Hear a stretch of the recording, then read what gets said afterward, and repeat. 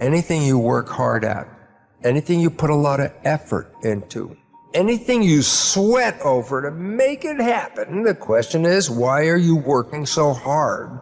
The answer is, your programs and your subconscious don't support that. And what we have to do in order to get to that place where we can take the keys and unlock the self-imposed prisons, or the prisons that we have given ourselves on the basis of what we have come to believe is our limitations, what we can and can't do. We have to let go of that. And I call it rewriting our agreement with reality. We literally have to make a whole new contract with what it is that I perceive to be what is possible for me.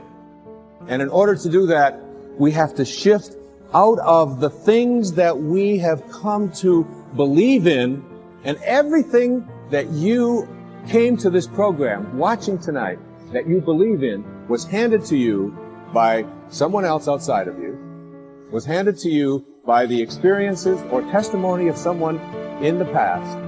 And because it comes from outside of you, there is still an element of doubt.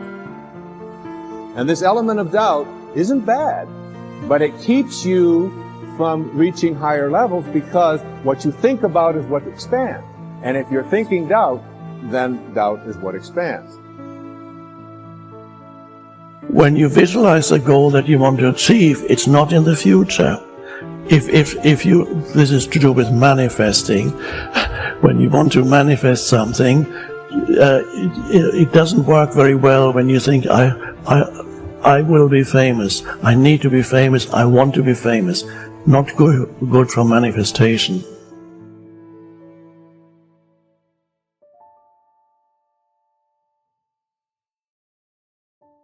If you want to manifest something, you have to start with the foundation for manifestation is always the present moment. It's not the future. It works very simply. Jesus explained it in one sentence, just one sentence. Whenever you pray for something, believe that you have received it and it will be given to you. Friends, you and I, when we choose to create something new in our lives, when we choose to heal our bodies, when we hold the image in our mind of what it is that we choose to create, the act of holding the image in our minds is the act of us reaching into the potential of this field, of the divine matrix. We're literally reaching in on an energetic level in the presence of all of these possibilities, and we're finding the one that we now have created the focus upon. It's pulsing in place.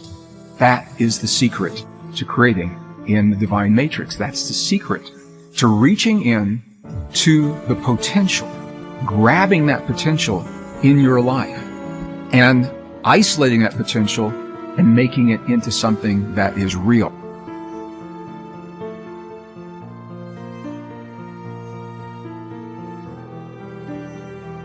Another new way of being for me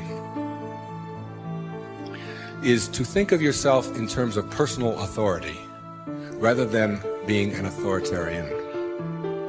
Personal authority. A person who has authority never needs to dominate anyone else, ever. Dominating doesn't become necessary. In business, you can have authority. The people who have the most authority are the ones who listen the most, and the ones who are the most conscientious about what do other people have to say. A person in a relationship who has to dominate somebody else and has to make the other person submissive shows that they don't have authority, because they're getting their power not from within for themselves, but on the basis of who they can control.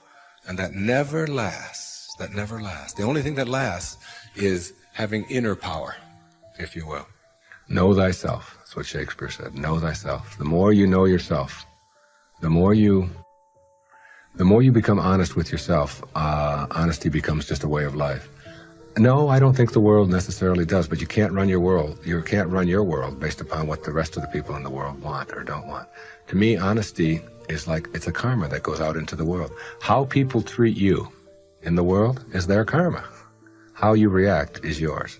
And when you react to it with dishonesty, That's what you're putting out into the world, dishonesty. And when you put dishonesty out into the world, that's what's going to come back to you, because what goes out is what comes back. That all, as you sow, so shall you reap. I mean, it's in every great institution that there is in the world, whether it's a religion or a philosophy or whatever.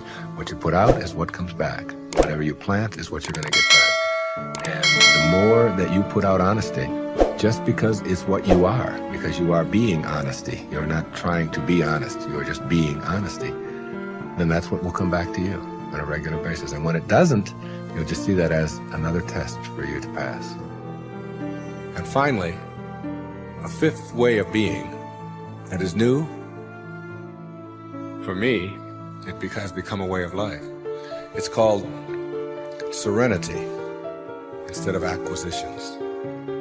The more you try to acquire, the more you try to get, the more you try to collect in your life and evaluate yourself on the basis of that, the less serenity you're going to have. More is less. It's almost a secret of the universe. Serenity means inner peace. It means that you can find joy in every moment that you have in your life instead of always looking for it. It means that while you are driving along the countryside, and seeing, instead of saying, oh, I'm on my way to this point, that you can open your eyes and see it with new eyes. See the rolling mountains, see the grass, see the deer, see the sky. You can just stop wherever you are in this second, wherever you are, and just look around you, and you can begin to appreciate just your surroundings and your environment. Then you can begin to appreciate the people that are in your life, and even the ones that are negative and you're having the most difficulty with.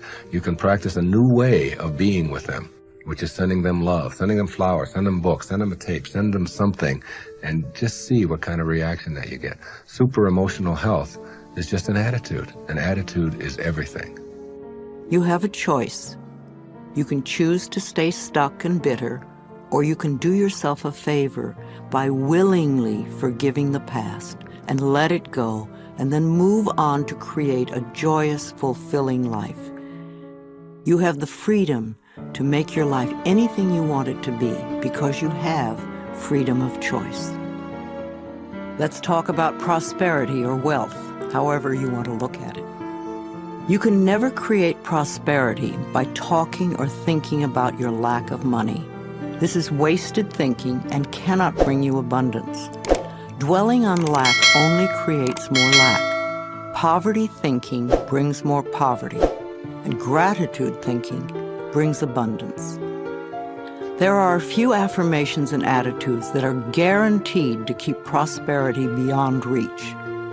Resenting other people for the amount of money they may have just puts up a wall between you and your own flow. Open your consciousness to new ideas about money, and it will be yours. There is never enough money. Now that is a terrible affirmation to use.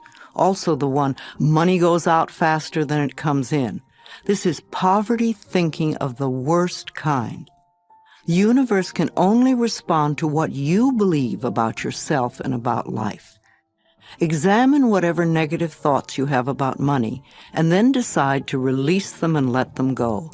They have not served you well in the past and will not serve you well in the future.